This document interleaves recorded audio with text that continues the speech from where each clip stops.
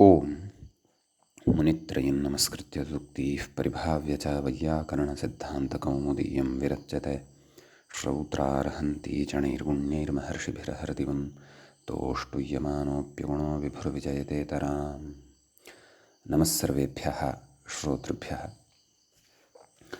अस्माभिः गतपाठे यद्यत् पठितं तद् एकवारं स्मरामः। वयं वैयाकरणसिद्धान्तकौमुदी इत्याख्यस्य ग्रन्थस्य तत्र स्वरप्रकरणे समासस्वरप्रकरणं पठन्तः स्मः। प्रकरणस्यास्य अस्माकं क्रमे तत्र 24 पाठः गतपाठः सम्पन्नः। अस्मिन् 24 पाठे तत्र सर्वादौ अस्माभिः सूत्रं पठितं व्यवायिनोऽन्तरम् इति। तत्र व्यवधानवाचकात् परम् अन्तोदात्तम् इति सूत्रस्य अर्थः उक्तः। तत्र अन्तरशब्दस्य अन्तोदात्तता भवति इति। वस्त्रम् अन्तरं व्यवधायकं यस्य सः वस्त्रान्तरः, अपि च बहुव्रीह्यधिकारे वयं स्मः इत्यपि वयं जानीमः। ततः परं तत्र व्यवायिनः किम्, आत्मान्तरः अन्यस्वभाव इत्यर्थः इति प्रत्युदाहरणं च दृष्टं। ततः अग्रिमं सूत्रं पठितं मुखं स्वाङ्गम् इति। तस्य अर्थः दृष्टः। स्वाङ्गं मुखम् उत्तरपदम् अन्तोदात्तं बहुव्रीहौ इति। गौरमुखः इति उदाहरणं साधितं। ततश्च स्वाङ्गं किं दीर्घमुखा शाला इति च साधितं। तदनन्तरम् अस्माभिः सूत्रं पठितं नाव्ययदिक्शब्दगोमहत्स्थूलमुष्टिपृथुवत्सेभ्यः इति। अस्य अर्थः दृष्टः यत् एभ्यः परः मुखशब्दः अन्तोदात्तः न स्यात् इति। अयं निषेधः अत्र उक्तः। ततः क्रमशः अत्र उदाहरणानि दृष्टानि। उच्चैर्मुखः, प्राङ्मुखः, गोमुखः, महामुखः, स्थूलमुखः, मुष्टिमुखः, पृथुमुखः, वत्समुखः।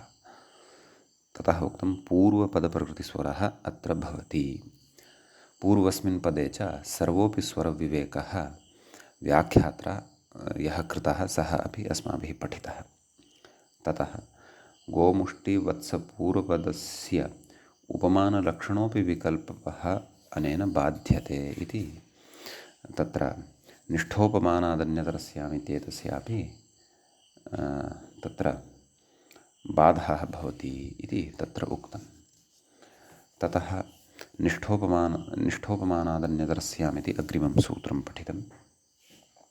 निष्ठान्तात् उपमानवाचिनः च परं मुखं स्वाङ्गं वान्तोदात्तं बहुव्रीहौ इति सूत्रस्य अर्थः दृष्टः। प्रक्षालितमुखः पक्षे निष्ठोपसर्ग इति पूर्वपदान्तोदात्तत्वं पूर्वपदप्रकृतिस्वरत्वेन गतिस्वरोऽपि भवति। उपमानम् इत्येतस्य च उदाहरणं दृष्टं सिंहमुखः इति। ततः अग्रिमं सूत्रं पठितं जातिकालसुखादिभ्यो नाच्छादनात् कृतमितप्रतिपन्नाः इति। अस्य अर्थः दृष्टः यत् जात्यादिभ्यः परं क्तान्तम् अन्तोदात्तं स्यात् बहुव्रीहौ कृतादीन् वर्जयित्वा आच्छादनवाचकात् परं चेत् न इति। ततः सारङ्गजग्धः, मासजातः, सुखजातः, दुःखजातः इति इमानि उदाहरणानि साधितानि। ततः प्रत्युदाहरणविचारः कृतः। तद् सारङ्गजग्धः, मासजातः, सुखजातः, दुःखजातः इमानि उदाहरणानि दृष्टानि। ततः जातकालेति किं, जातिकालेति किं, पुत्रजातः, अनाच्छादनात् किं, वस्त्रच्छन्नः, अकृतेति किं, कुण्डकृतः, कुण्डमितः, कुण्डप्रतिपन्नः, अस्माज्ञापकात् निष्ठान्तस्य परनिपातः इति तत्र उक्तम्। अत एव न इदमेव मनसि विभाव्य उक्तं जातिकालसुखादिभ्यः परानिष्ठा वाच्या इति। तच्च पूर्वम् अस्माभिः पठितमासीत्, भवन्तः स्मरेयुः। ततः तत्र अग्रिमं सूत्रं पठितम् अस्माभिः। वाजाते जातिकालसुखादिभ्यः परो जातशब्दो वान्तोदात्तः इति सूत्रस्य अर्थः पठितः। दन्तजातः, मासजातः इति उदाहरणद्वयम् अत्र दृष्टम्। तदनन्तरं सूत्रं पठितं नञ्सुभ्याम् इति। तत्र नञ्सुभ्यां परम् उत्तरपदम् अन्तोदात्तं स्यात्।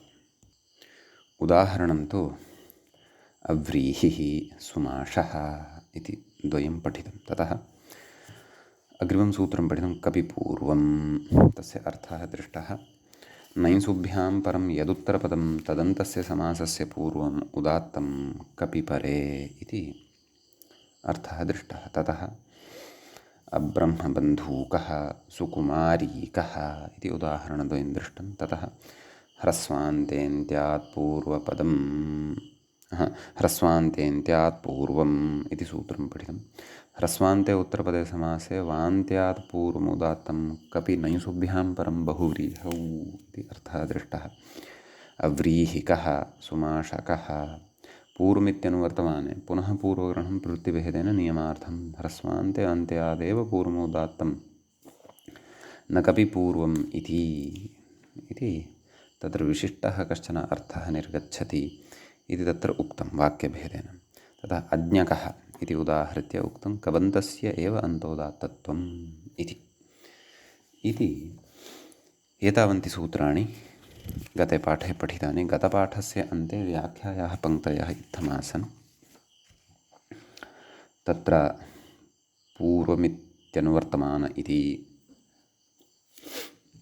प्रवृत्तिभेदेन वाक्यभेदेन तत्रैकेन वाक्येन ह्रस्वान्तेन्त्यात् पूर्वस्य उदात्तत्वं विधीयते, द्वितीयेन तु नियम्यते। ह्रस्वान्तेन्त्यादेव पूर्वम् उदात्तं भवति। ह्रस्वान्ते अन्त्यादेव पूर्वं यत् तद् उदात्तं भवति, न कपि पूर्वमिति। तेन किं सिद्धमत आह कबन्तस्य एव अन्तोदात्तत्वम् इति। नास्ति यस्य अज्ञकः। अत्र यज्ञेष नियमः न स्यात् तर्हि एतस्य अभावे कपिपूर्वम् इत्ययमेव स्वरः स्यात्। अस्मिन् स्वनियमे सति न भवति, नञ्सुभ्याम् इति कबन्तस्यैव भवति इति तत्र एतावत्पर्यन्तः व्याख्याभागः च अस्माभिः पठितः। अयम् अस्माकं क्रमे चतुर्विंशः पाठः समासस्वरप्रकरणस्य प्रवृत्तः अभूत्। अधुना तावत् अस्मत्क्रमे समासस्वरप्रकरणस्यास्य पञ्चविंशः पाठः आरब्धः भवति। तत्र अग्रिमं सूत्रम् अधुना वयं पठामः। व्याख्याता अग्रिमसूत्रं प्रति इङ्गितं कुर्वन् कथयति बहोर्मै इति। ततः मूले सूत्रं पश्यामश्चेत् बहोर्मै वदुत्तरपदभूम्नि इति भवति सूत्रं। तत्र सूत्रस्य पदच्छेदः द्रष्टव्यः। सूत्रे बहोः इति प्रथमं पदं पञ्चमी विभक्तेः एकवचनान्तं वर्तते। द्वितीयं पदं भवति नैवत्, इदं वति प्रत्ययान्तम् अव्ययं भवति। तृतीयं पदं भवति उत्तरपदभूम्नि इति सप्तमी विभक्तेः एकवचनान्तं पदं भवति। नयः इव नैवत्, उत्तरपदस्य उत्तरपदभूमा तस्मिन् उत्तरपदभूम्नि, एवं खलु, एवं विग्रहः द्रष्टव्यः। ततश्च व्याख्याता अपि किं कथयति पश्यामः। नयः इव नैवत् अस्मादेव निपातनात् सप्तमी, अस्मादेव निपातनात् पञ्चमी निपातनात् पञ्चमी समर्थात् वतिः नाम पञ्चमी समर्थात् प्रकृते वतिः वर्तते नयः इव नञ्वत् नाम पञ्चम्यन्तात् वतिः इति भावः निपातनवशादेव बहूनां भावः भूमा बहोर्लोपो भूच बहोः उत्तरपदशब्देन तदर्थः गृह्यते स्वरूपेण उत्तरपदस्य बहुत्व असम्भवात् तदाह उत्तरपदार्थबहुत्वेति सम्यक्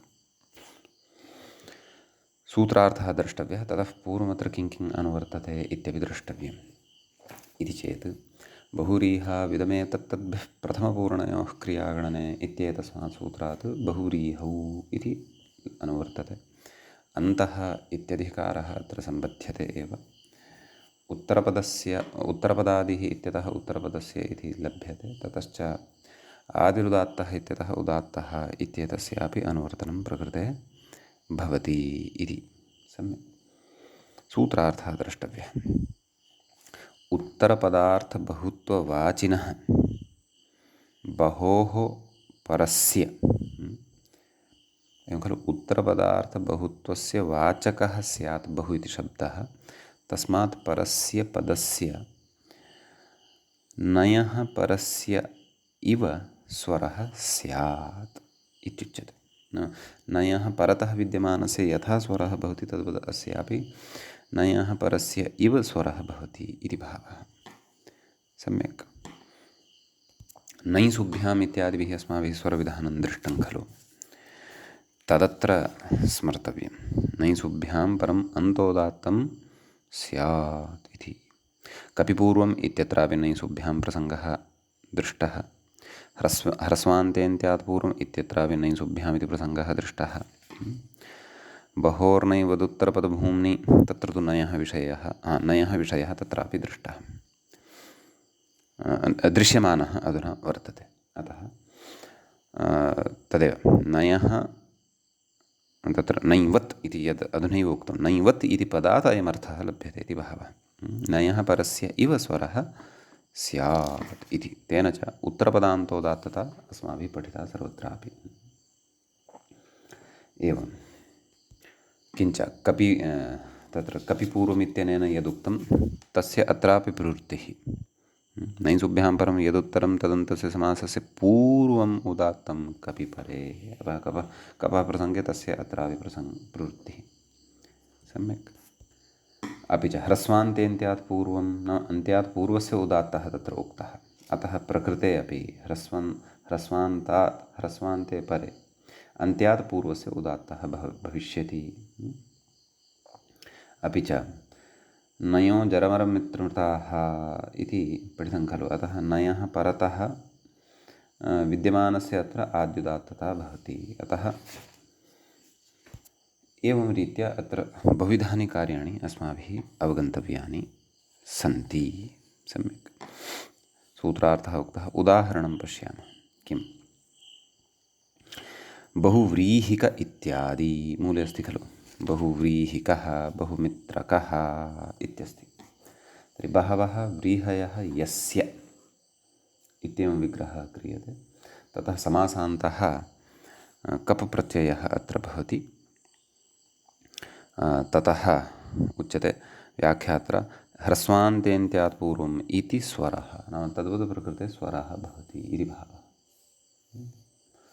अतः प्रकृते क इत्येतस्मात् पूर्वं हकारात् परतः यः इकारः वर्तते तस्य उदात्तः भवति ततः अनुदात्तं पदमेकवर्जम् इत्यनेन शेषनिघातः च तत्र भवति इति भावः एवं खलु बहुमित्रकः अत्रापि त्र इत्यत्र विद्यमानः यः अकारः वर्तते तस्य अकारस्य उदात्तता भवति ततः अनुदात्तं पदमेकवर्जम् इत्यनेन शेषनिघातः अत्र भवति उभयत्रापि उदात्तादनुदात्तस्य स्वरितः इति स्वरितविधानं द्रष्टव्यम् इति भावः इति अत्र अस्ति कश्चन विशेषः उदाहरणगतः इदानीं प्रत्युदाहरणं विचार्यते उत्तरपदे इति किम्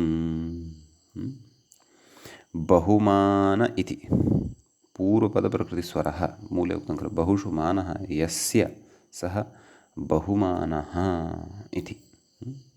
बहुशब्दस्तु लङ्घिवंह्योर्नलोपश्च इति कुप्रत्ययान्तोदात्तः एवं खलु। अतः कित् इति भवति, कितः इत्यनेन अन्तोदात्तता बहुशब्दस्य भवति। अतः अत्र पूर्वपदप्रकृतिस्वरः नाम हकारात् परतः विद्यमानः यः उकारः वर्तते सः उदात्तः तथैव तिष्ठति, ततः शेषनिघातः अनुदात्तं पदमेकवर्जम् इत्यनेन भवति इति भावः। एवं खलु। उत्तरपदार्थबहुत्ववाचकः प्रकृते बहु इति शब्दः नास्ति। एवं खलु। बहुव्रीहिकः इत्यत्र यथा दृष्टं तद्वत् प्रकृते तादृशानि निमित्तानि न सन्ति इति भावः। एवं खलु। इति एतावान् विशेषः अस्मिन् सूत्रे वर्तते। अधुना अग्रिमं सूत्रं पश्यामः। व्याख्याता अग्रिमसूत्रं प्रति इङ्गितं कुर्वन् कथयति, न गुणा, मूले पश्यामश्चेत् न गुणादयो वयवाः, न गुणादयो वयवाः इति। तत्र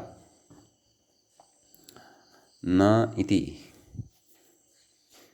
अव्ययपदं भवति। गुणादयः इति प्रथमाविभक्तेः बहुवचनान्तं भवति। अवयवाः इति अपि प्रथमाविभक्तेः बहुवचनान्तं पदं भवति। गुणः आदिः येषां ते गुणादयः। एवं खलु। बहुव्रीहिसमासश्च तत्र भवति। अत्र गणपाठं पश्यामश्चेत् गुण, अक्षर, अध्याय, सूक्क, छन्दोमान इति एते शब्दाः गुणादिगणे दृश्यन्ते।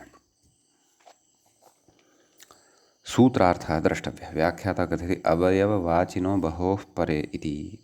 मूले द्रष्टव्यम्।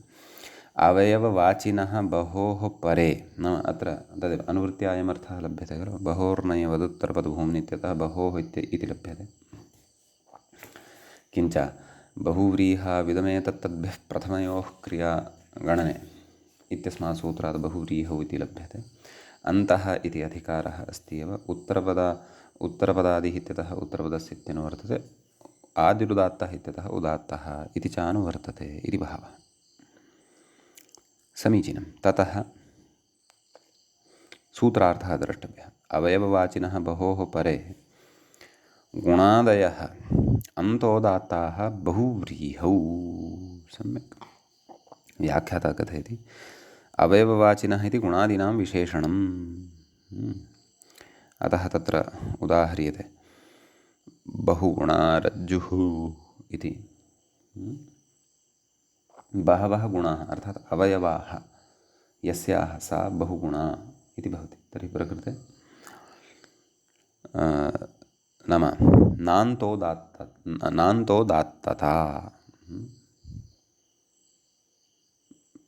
नान्तोदात्ताः एते भवन्ति इत्युक्तं खलु। अतः प्रकृते रज्जुशब्दः यः बहुगुण इत्यत्र गुणशब्दः यः वर्तते सः नाम उत्तरपदान्तोदात्ततां न भजते इति कृत्वा प्रकृते पूर्वपदप्रकृतिस्वरः एव भवति।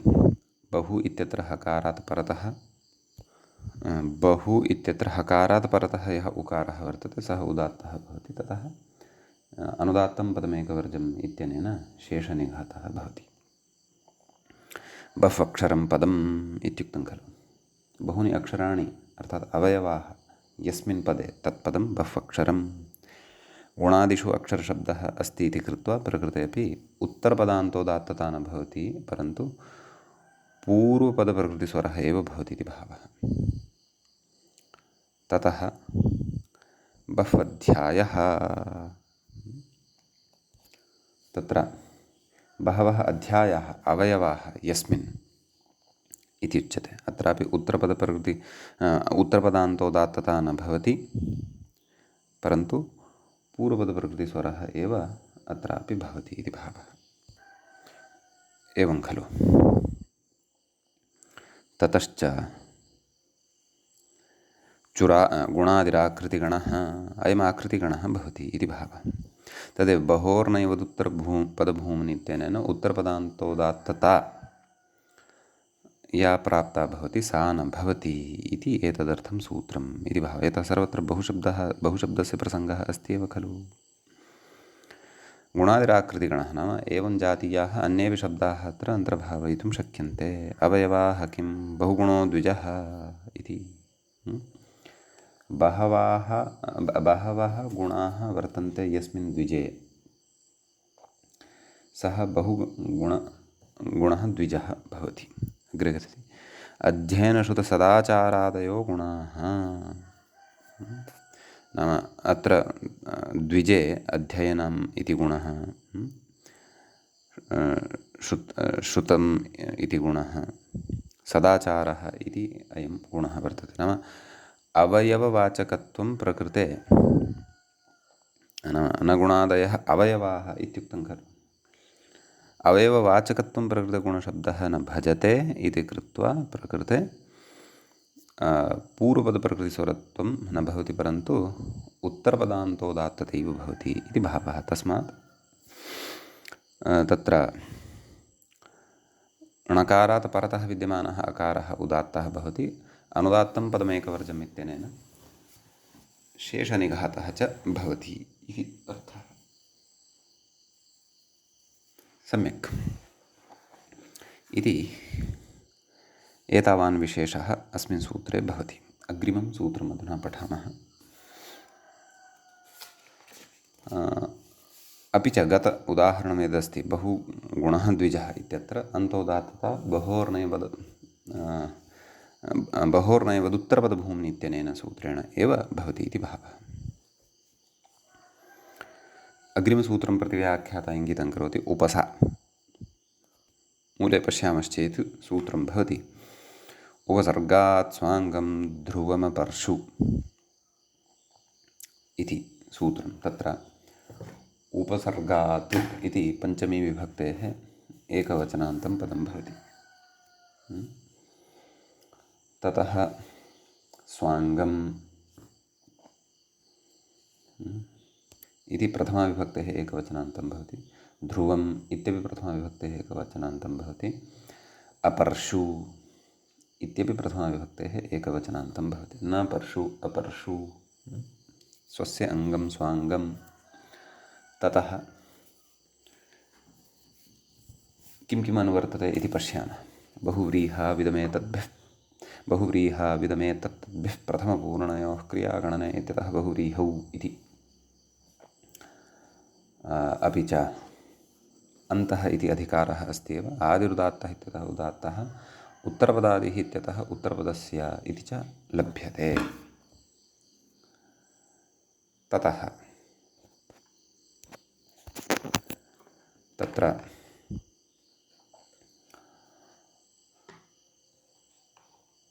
सूत्रस्य अर्थः द्रष्टव्यः।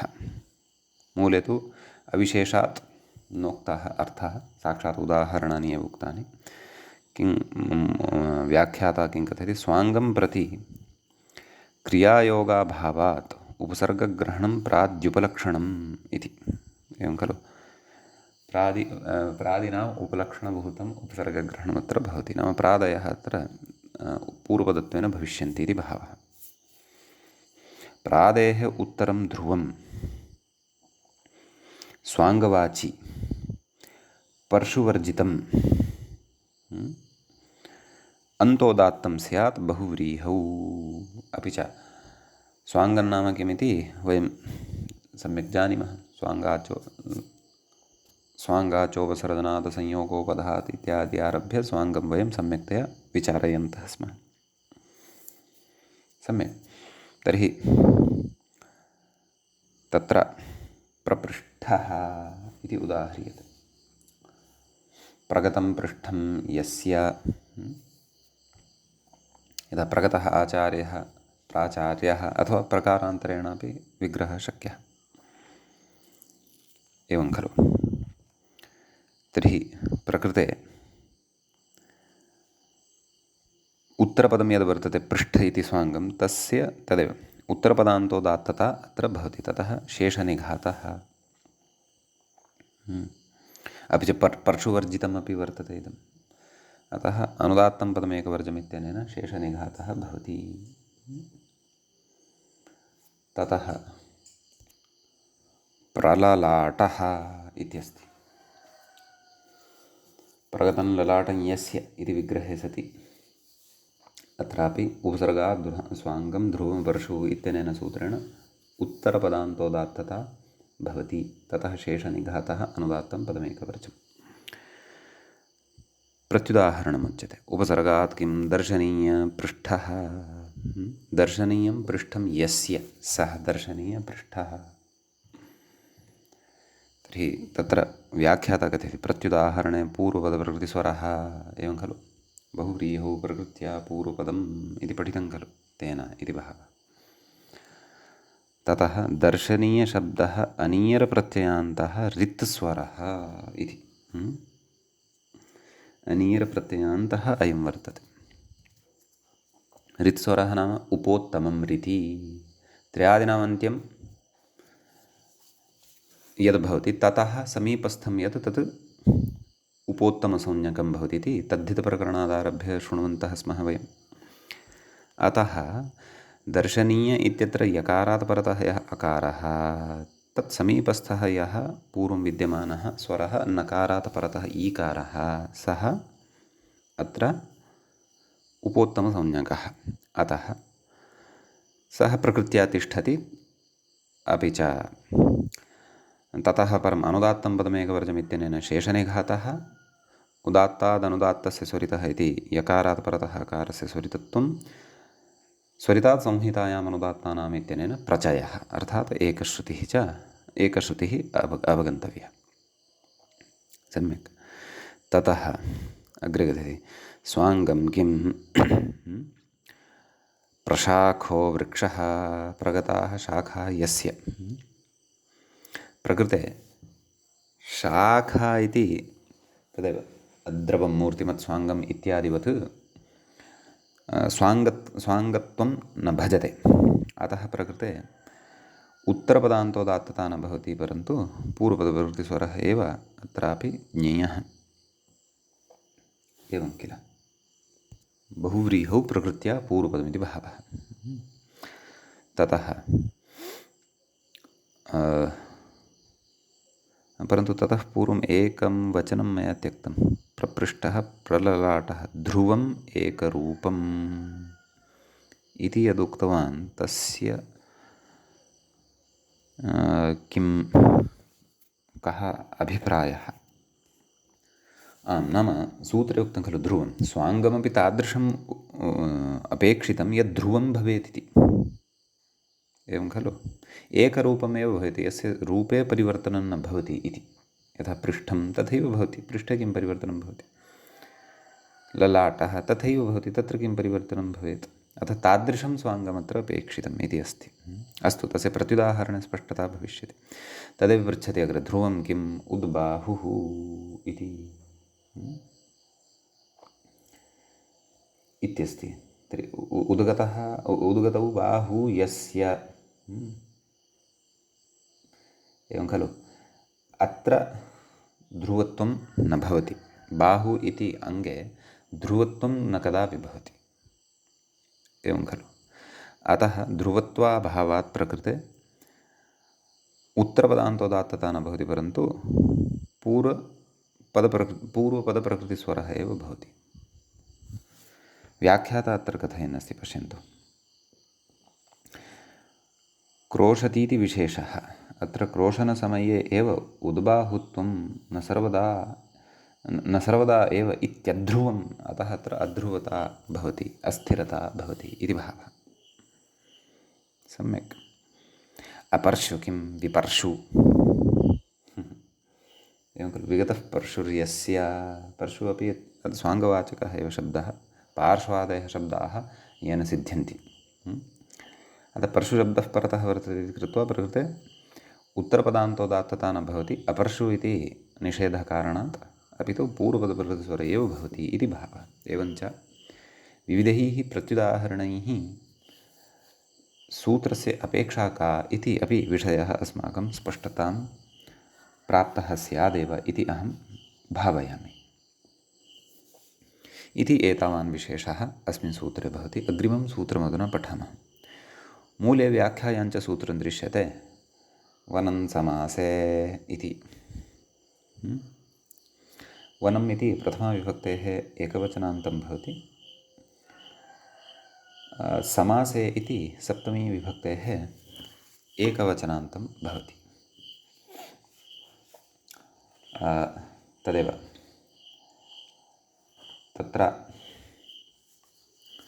व्याख्याता कथयति बहुव्रीहावित्यस्य निवृत्त्यर्थं समासग्रहणम्। एवं खलु बहुव्रीहाविदमेतत्तद्भ्यः प्रथमपूर्णयोः क्रियागणने इति पठितं खलु। अन्तः इत्यतः प्राक् तस्य अधिकारः इति पूर्वमुक्तं खलु।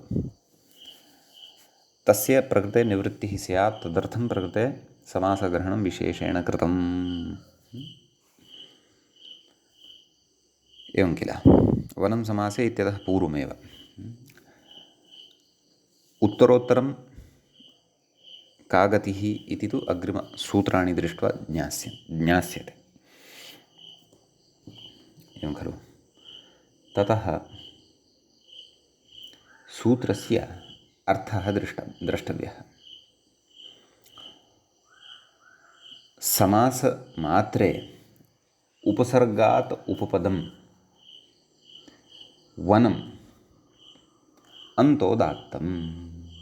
क्षन्तव्य, उपसर्गात् उपपदमिति न, उपसर्गात् उत्तरपदं वनं नाम पूर्वपदम् उपसर्गभूतमपेक्षितम्।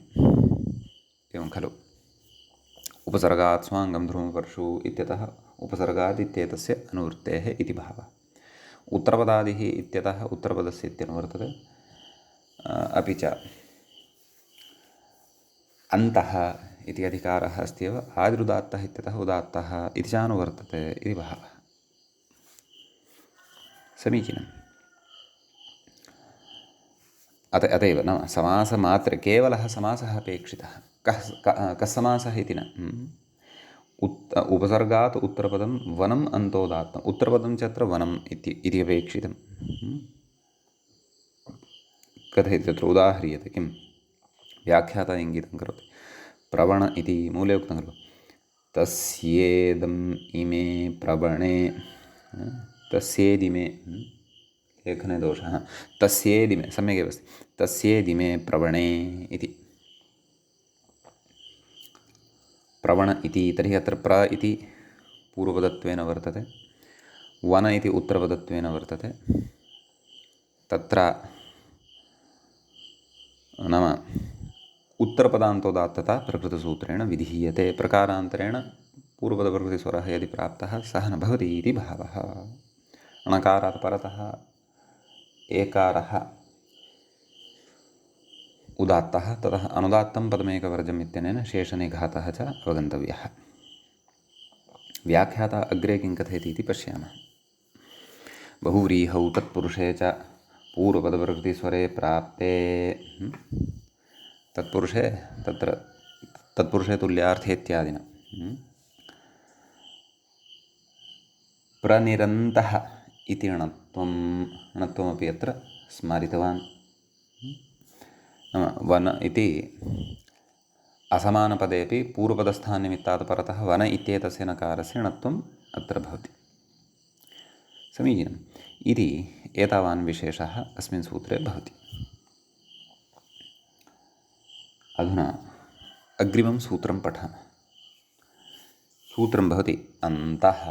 पूर्वमपि अस्माभिः अन्तः इति सूत्रं पठितं, यस्य अधिकारः अस्माभिः एतावत्पर्यन्तं श्रुतः एव। पुनः अन्तः इति सूत्रं पठ्यमानं वर्तते। पश्यामः। अन्तः प्रथमाविभक्तेः एकवचनान्तमिदं भवति। उत्तरपदस्य नाम उत्तरपदादिः इत्यतः उत्तरपदस्य इत्यनुवर्तते। अन्तः इति पूर्वं यः अधिकारः वर्तते, येन उत्तरपदान्तोदात्तता अथवा अन्तोदात्तता अथवा अन्तस्य स्वरः भवति इति अर्थः लभ्यते, तस्यापि अत्र अनुवर्तनमस्ति एव। उदात्तः आदिरुदात्तः इत्यतः उदात्तः इति लभ्यते। तत्र व्याख्याता कथयति अन्तःशब्दात् पञ्चम्याश्छान्दसो लुकु इति। वस्तुतः अन्तर् इति अव्ययमिदं वर्तते। पूर्वं यः अधिकारः अत्र आयाति अन्तः, तत्र तु अकारान्तः शब्दः वर्तते अन्त इति। समीचीनम्। अयं तु अन्तर् इति रेफान्तम् अव्ययं भवति अन्तः आभ्यन्तरार्थे, एवं खलु। कथयति तदाह तस्मात् परमिति। सम्यक्। सूत्रस्य अर्थः मूले उक्तः खलु।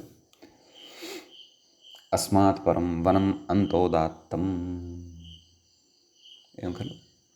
अपि च वनं समासे इत्येतस्यापि अत्र अनुवर्तनं भवत्येव। अस्मात् परं नाम कस्मात् परं तत्र कथयति व्याख्याता अन्तःशब्दात् परम् इत्यर्थः। नाम अन्तर् इति पूर्वपदमपेक्षितं समासः यः कोऽपि भवतु नाम ततः परतः वन इति शब्दः वर्तते चेत् तस्य अन्तोदात्तता भवति, पूर्वपदप्रकृतिस्वरो न भवति इति भावः। अन्तर्वर्णो अन्तर्वणो देशः, सम्यक् विशिष्टः प्रयोगः। व्याख्याता कथयति अन्तर्वण इति अत्रापि तेनैव णत्वं नाम प्रनिरन्तः इत्यनेनैव प्रकृतेपि णत्वम् इति भावः। कुतः सूत्रारम्भः कथयति अनुपसर्गार्थमिति। मूले उक्तं खलु अनुपसर्गार्थमिदम्। उपसर्गे तु पूर्वेणैव सिद्धम्, उपसर्गे सति तु पूर्वेणैव सिद्धं भवति इति भावः। अतः अनुपसर्गार्थमिदं वचनं कृतं वर्तते इति भावः। समीचीनम् इति एतावान् विशेषः एतत् सूत्रगतः भवति। अग्रिमं सूत्रम् अधुना पश्यामः। साक्षात् अव्यवहितमेव अग्रिमं सूत्रम् अष्टाध्यायीस्थं वर्तते। तत्र व्याख्याता किमपि न वदन्नस्ति, स्पष्टत्वादेव सूत्रं वर्तते अन्तश्च। प्राक्तनं सूत्रम् अन्तः इति, अधुना विद्यमानं सूत्रम् अन्तश्च इति वर्तते। अन्तः इति प्रथमाविभक्तेः एकवचनान्तं भवति, च इति अव्ययपदं भवति। सम्यक्। ततश्च तदेव वनं समासे इत्यतः समासे इत्यनुवर्तते। उपसर्गात् स्वाङ्गं ध्रुवपर्षु इत्यतः उपसर्गात् इत्यनुवर्तते। किञ्च उत्तरपदादिः इत्यतः उत्तरपदस्य इत्यनुवर्तते। अन्तः इति अधिकारः अत्र अस्त्येव। उदात्तः इति आदिरुदात्तः इत्यतः अनुवर्तते। समीचीनम्। सूत्रार्थः मूले कृतः। उपसर्गात् अन्तः शब्दः अन्तोदात्तः। सम्यक्। उपसर्गात् परतः अन्त इति शब्दः, अयम् अकारान्तशब्दः यः भवति सः अन्तोदात्तः भवति। अन्तशब्दः अन्तोदात्तः भवति। पर्यन्तः समन्तः परिपूर्वात् अन्त इति शब्दः वर्तते। समन्त इत्यत्र सम्पूर्वकात् अन्त इति शब्दः वर्तते। अतः प्रकृते पूर्वपदप्रकृतिस्वरः न भवति, अपि तु अन्तोदात्तस्वरः एव, उत्तरपदान्तोदात्तस्वरः एव भवति। तस्मात् उभयत्रापि त इत्यत्र विद्यमानः यः अकारः सः उदात्तः भवति। ततः अनुदात्तं पदमेकवर्जम् इत्यनेन शेषनिघातः भवति इति भावः। समीचीनम् इति अयमस्ति अत्र कश्चन विशेषः। अग्रिमं सूत्रं पठामः। मूले व्याख्यायां च दृश्यते न निबिभ्याम् इत्यस्ति। तत्र न इति अव्ययपदं भवति। निबिभ्याम् इति पञ्चमी विभक्तेः द्विवचनान्तं पदं भवति। निश्च विश्च निवि ताभ्यां निबिभ्याम्। अन्तः इति अधिकारः लभ्यते। नाम गतसूत्रात् अन्तः इति अकारान्तः शब्दः अपि अत्र लभ्यते। अन्तः इति अधिकारः पूर्वं यः कृतः, यः आगच्छन्नेव अस्ति अनुस्यूततया, सोऽपि अत्र सम्बध्यते। वनं समासे इत्यतः समासे, उपसर्गात् स्वाङ्गं ध्रुवपर्षु इत्यतः उपसर्गादिति, किञ्च उत्तरपदादिः इत्यतः उत्तरपदस्य आदिरुदात्तः इत्यतः उदात्तः इति च अत्र लभ्यते। सम्यक्।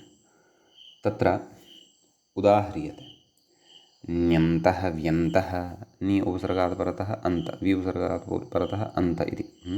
अन्तश्च इत्यनेन प्राप्ता या अन्तोदात्तता सा प्रकृते न भवति। अतः प्रकृते पूर्वपदप्रकृतिस्वरः भवति। ततः किं भवति? यण अपि भवति खलु। अतः तत्र प्रक्रियां स्मारयति, नाम स्वरगतप्रक्रियां स्मारयति। मूले कथयति पूर्वपदप्रकृतिस्वरे यणी च कृते उदात्तस्वरितयोर्यणः। सम्यक्। उदात्तस्वरितयोर्यणः स्वरितोनुदात्तस्य इत्यनेन सूत्रेण यण्रूपः यः यकारः ततः परतः विद्यमानस्य अकारस्य, अनुदात्तस्य अकारस्य स्वरितत्वं विधीयते। ततः परतः अपि विद्यमानस्य अचः तत्र स्वरितासंहितायाम् अनुदात्तानाम् इत्यनेन एकश्रुतिः भवति इति। किमपि नूतनमत्र नास्ति, सर्वापि एषा व्यवस्था पूर्वं सुपठितैव। व्याख्याता किं कथयति पश्यामः। निविभ्याम् उत्तरः अन्तःशब्दः नान्तोदात्तः स्यात्। अस्तु अस्तु, निषेधः एव अयं पठ्यमानः अस्ति अस्माभिः अग्रे। पूर्वपदप्रकृतिस्वर इति बहुव्रीहिसमासे बहुव्रीहौ प्रकृत्या पूर्वपदमिति तत्पुरुषे प्रकृत्या बहुव्रीहौ प्रकृत्या पूर्वपदम् इति तत्पुरुषे तुल्ये तत्पुरुषे तुल्यार्थेत्यादिना तुल्यार्थ इत्यनेन न बहुव्रीहिः स्वीक्रियते चेत् अपि तत्पुरुषः स्वीक्रियते चेदपि पूर्वपदप्रकृतिस्वरः एव भवति। तं प्रकृतिस्वरमादाय एव च तत्र वयं अग्रे शेषनिघातादिकं सर्वं गृह्णीमः। सम्यक् इति अस्ति एतावान् विशेषः अस्मिन् सूत्रे। अग्रिमं सूत्रमधुना पश्यामः। व्याख्याता कथयति परेरभितः इति इङ्गितं करोति मूलसूत्रं प्रति। मूलं पश्यामश्चेत् तत्र सूत्रं भवति परेरभितोभाविमण्डलम् इति सूत्रं भवति।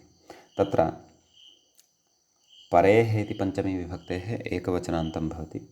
अभितोभावि इति प्रथमाविभक्तेः एकवचनान्तं भवति। मण्डलम् इति प्रथमाविभक्तेः एकवचनान्तं भवति।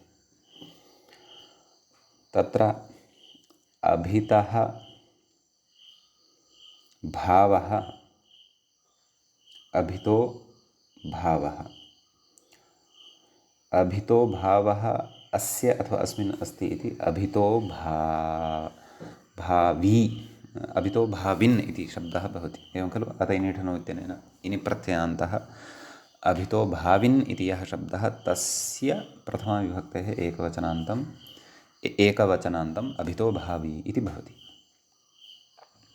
वनं समासे इत्यतः समासे इत्यनुवर्तते। उपसर्गात् स्वाङ्गं ध्रुवपरशु इत्यतः उपसर्गात् इत्यनुवर्तते। अन्तः इति अधिकारः च अस्ति एव। उत्तरपदादिः इत्यतः उत्तरपदस्य इत्यनुवर्तते। ततश्च आदिरुदात्तः इत्यतः उदात्तः इति च अनुवर्तते। सूत्रस्य अर्थः द्रष्टव्यः। मूले उच्यते, व्याख्याता अपि कथयन्नस्ति। किं कथयति? आदौ व्याख्यातारमेव पश्यामः। परेः उत्तरः अभिशब्दः भाववाची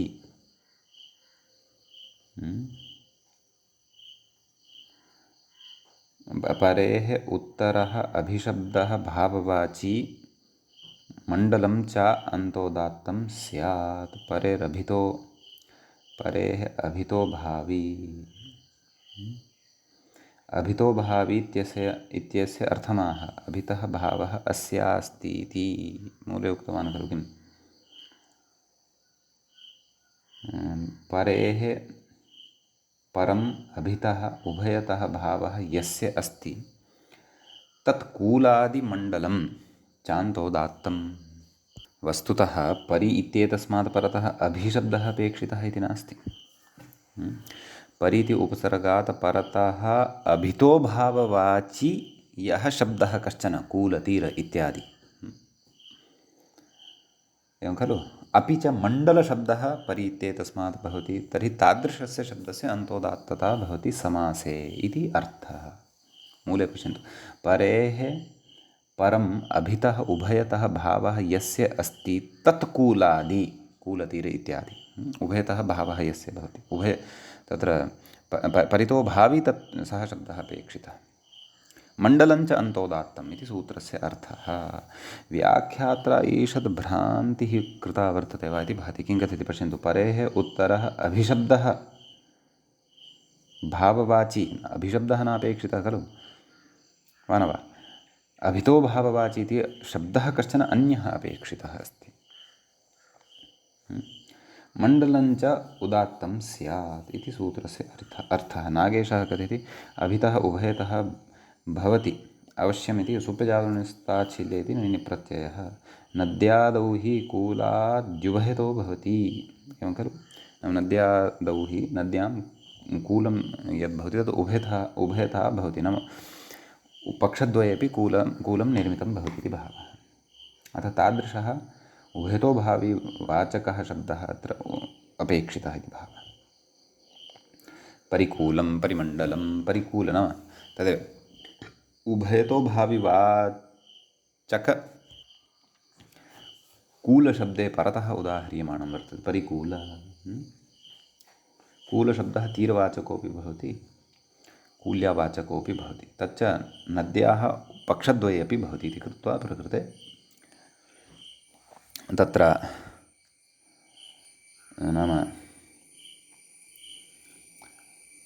तत्र उत्तरपदान्तोदात्तता एव भवति, पूर्वपदप्रकृतिस्वरः अत्र न भवति इति भावः। अतः लकारात् परतः यः अकारः सः उदात्तः भवति, ततः अनुदात्तं पदमेकवर्जम् इत्यनेन शेषनिघातः च जायते। समीचीनं। ततः व्याख्याता परिकूलम् इत्यत्र कथयति। किं कथयति? बहुव्रीहिः प्रादिसमासः अव्ययीभावो वा, नाम एवं रीत्या अत्र एतावन्तः समासाः सम्भवन्ति विग्रहभेदेन। तत्र बहुव्रीहौ तत्पुरुषे च पूर्वपदप्रकृतिस्वरे प्राप्ते, बहुव्रीहौ प्रकृत्या पूर्वपदम् अपि च तत्र तत्पुरुषे तुल्यार्थे इत्यादिना अव्ययीभावे तु परिप्रत्युपाप इति इत्यनेन पूर्वपदप्रकृतिस्वरः। कूलतीर इति च प्राप्ते परितः कूलम् अस्य परिगतं कूलम् इति वा कूलात् कूलं वर्जयित्वा इत्यर्थः इति। उदकस्य अभावः इति विग्रहः इति। क्व यदि अव्ययीभावः कर्तव्यः तर्हि अस्वपदविग्रहः अपि द्रष्टव्यः इति भावः। एवं रीत्या अन्यस्वराः यथा यथं ये प्राप्ताः ते अत्र न भवति, अत्र तु उत्तरपदान्तोदात्ततैव भवति इति भावः। सम्यक्। ततः मण्डलशब्दे परतः परिमण्डलम्, अत्र परि इत्येतस्मात् परतः मण्डलशब्दः साक्षात् सूत्रे परिगणितः एव, पठितः एव। अतः मण्डलशब्दस्य अन्तोदात्तता भवति। लकारात् परतः यः अकारः वर्तते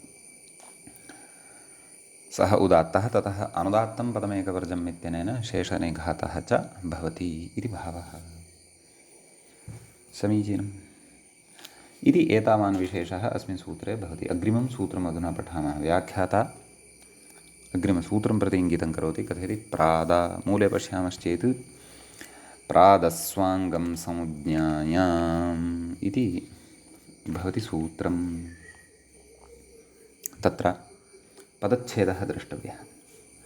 प्रात् इति पञ्चमी विभक्तेः एकवचनान्तं भवति। अस्वाङ्गं प्रथमाविभक्तेः एकवचनान्तं भवति। संज्ञायाम् इति च सप्तमी विभक्तेः एकवचनान्तं पदं भवति। सम्यक्। प्रकृते तदेव उपसर्गात् स्वाङ्गं ध्रुवपर्शु इत्यतः उपसर्गादित्यनुवर्तते। अन्तः इति अधिकारः अस्ति एव। उत्तरपदादिः इत्यतः उत्तरपदस्य इत्यनुवर्तते। आदिरुदात्तः इत्यतः उदात्तः इति च लभ्यते। व्याख्याता किं कथयति पश्यामः। प्रात् उत्तरम् अस्वाङ्गवाचि संज्ञायाम् अन्तोदात्तं स्यात्। सम्यक्, नास्ति क्लेशः। सूत्रस्य उदाहरणानि पश्यामः। प्रगृहम् इत्यस्ति प्रादिसमासः बहुव्रीहिर्वा। प्रकृष्टं गृहं प्रगतं गृहम् इति वा, अथवा तत्र प्रकृष्टं गृहं यस्य इति वा बहुव्रीहिः वा तत्र वक्तुं शक्यः। अतः प्रकृते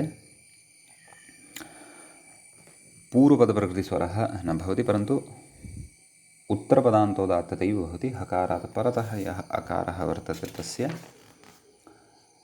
सः उदात्तः भवति। ततः अनुदात्तं पदमेकवर्जमित्यनेन शेषनिघातः भवति। अस्वाङ्गवाचकमेव अपेक्षितं। गृहञ्च अस्वाङ्गवाचकं प्रसिद्धं। ततः क्षन्तव्यः प्रपदम् इति मूले उक्तं खलु। अस्वाङ्गं किं प्रपदं पूर्वपदप्रकृतिस्वरः एवं खलु। यतः पदशब्दः स्वाङ्गवाचकः, अतः प्रकृतसूत्रस्य प्रवृत्तिर्न भवति। एवं खलु। प्रकृतसूत्रस्य नाम प्रादस्वाङ्गं संज्ञायाम् इत्यस्य प्रवृत्तिर्न भवति, परन्तु बहुव्रीहिः प्रवृत्त्या पूर्वपदम् अथवा तत्पुरुषश्चेत् तर्हि तत्पुरुषे तुल्यार्थ इत्यादिना यथा यथं पूर्वपदप्रकृतिस्वरत्वमेव भवति इति भावः। इति एतावान् विशेषः अस्मिन् सूत्रे भवति। अधुना अग्रिमसूत्रं पश्यामः। व्याख्याता अग्रिमसूत्रं प्रति इङ्गितं करोति, निरुदकमित्यादि। तत्र मूले सूत्रं दृश्यते, निरुदकादीनि च इति।